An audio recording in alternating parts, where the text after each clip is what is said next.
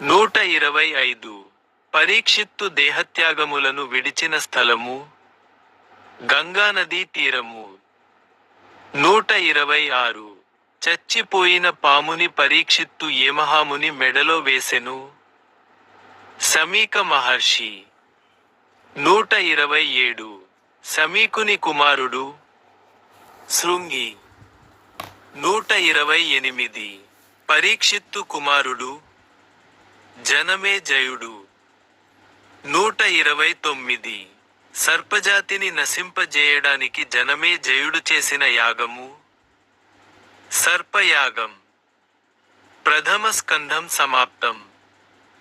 ద్వితీయ స్కంధము. 130 బ్రహ్మదేవుని భార్య సరస్వతి.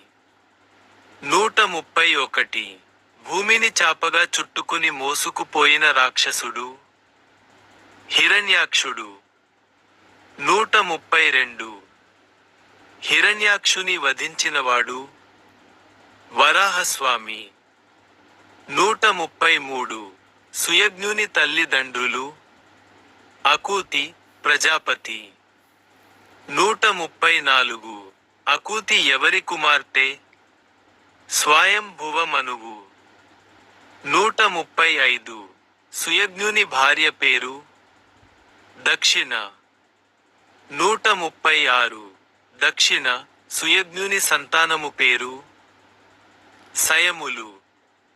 137 సుయజ్ఞుని మాతామహుడు స్వయంభువ మనువు.